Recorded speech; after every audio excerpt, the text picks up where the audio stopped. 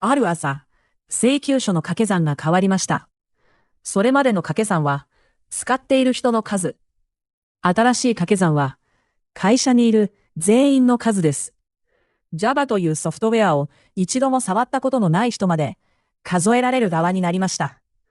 第28形、上奥中庭。屋根に上げてから、はしごを外す話です。なぜ、そんな掛け算が可能だったのでしょうか。普通の商品なら、客は別の店へ行くだけです。行けなかったとすれば、理由は一つ。すでに屋根の上にいたからです。この動画では、請求書が変わった日に何が起きたのかを確かめ、そして、はしごを外される前に読むべき、契約の一月号を突き止めます。このはしごの話は、他人事ではありません。あなたの会社の床下にも、同じ形のはしごが何本も刺さっているはずです。この話は3つの色で進みます。金はオラクル。データベースで世界の企業システムを支え、買収を重ねてバンズを広げてきたソフトウェアの巨人です。灰は Java、四半世紀にわたり無償で使えてきたプログラミングの土台。白はその土台の上に業務システムを築いてきた世界中の企業です。この配役、前にも見た形です。前提を一つだけ。Java はサンマイクロシステムズという会社が生み、後にオラクルが買収の中で手に入れた言語です。無償で使えたことから、銀行の勘定系から、役所のシステム、社内の在庫管理まで、あらゆる場所に静かに入り込みました。気づけば、世界の業務システムの床下に、当たり前のように敷かれていたのです。遡ります。2023年1月23日、オラクルは Java SE の新しい契約体系を発表しました。名前は、ユニバーサルサブスクリプション。価格は、1人当たり月15ドル。5万人を超える大企業には、段階的な割引で、1人当たり月5.25ドル。一見、よくある料金改定に見えます。問題は単価ではなく、1人の定義でした。その定義は、こうです。数えるのは Java の利用者ではなく、従業員。しかも、正社員だけではありません。委託先、請負、コンサルタント。会社のために働く人員まで定義に含まれます。Java を使うサーバーが1台でもあれば、掛け算の右側には会社の人数が丸ごと入る。これが契約の1行です。この掛け算が何を意味するか。第三者の試算では、従業員500人の会社で利用料に関わらず年におよそ9万ドル。2万5千人の企業なら年に200万ドル。従来の数え方に比べ最大で30倍になり得るという計算もあります。試算は試算です。ただ、掛け算の形が変わったこと自体は公式の事実です。起点まで遡ります。企業が Java を選んだとき、そこに罠の気配はありませんでした。無償で高品質で技術者も多い。選ばない理由がなかったのです。そうして四半世紀、世界中の企業は Java の上にシステムを積み上げました。気づけば Java の技術者を前提に人を取り、Java の資産を前提に予算を組む会社になっていました。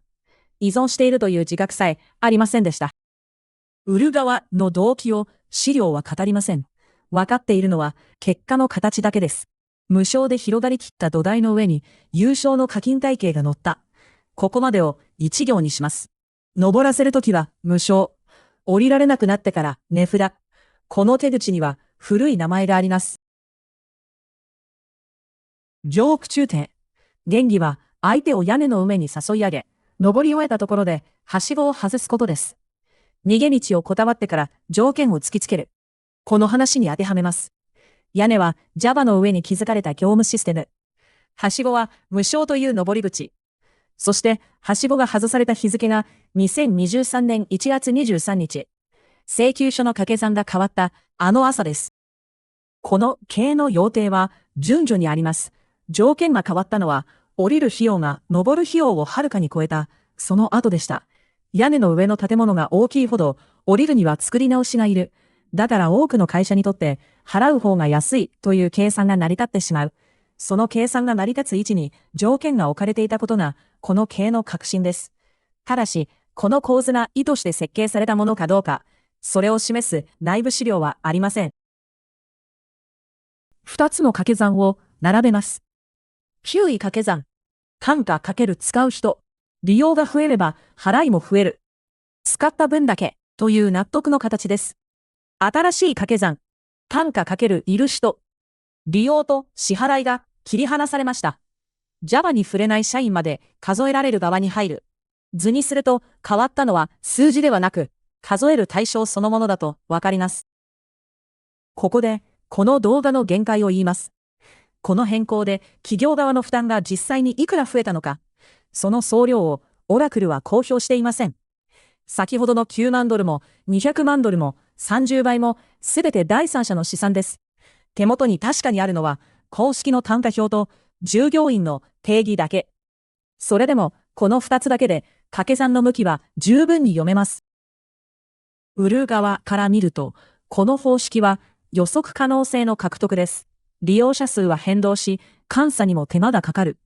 従業員数なら公開情報でほぼ確定します。数えやすいものを数える。課金の設計としては合理の産物とも言えます。合理と公正は別の言葉です。その距離を測るのは契約書を読む側の仕事になりました。決着です。2023年1月23日をもって Java の新しい値段は会社の人数になりました。はしごは外れたのです。屋根の上には四半世紀かけて積まれた建物とその持ち主たちが残されました。降りるか、払うか、作り直すか。3つの選択肢はどれも無償ではありません。ただし、この刑には代償があります。外された側は黙って払い続けるとは限りません。代わりの道具を探し始めるのです。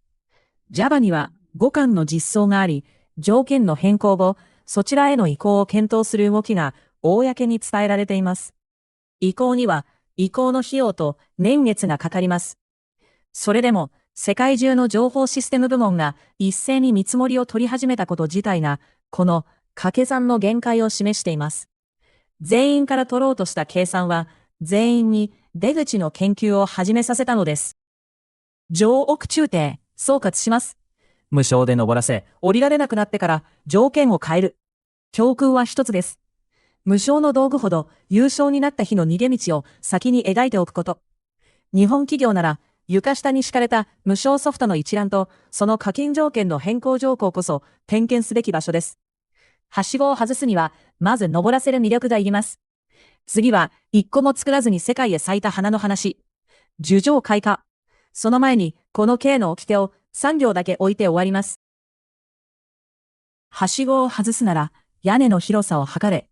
狭ければ皆が飛び降りる。そして次の家でははしごから疑われる。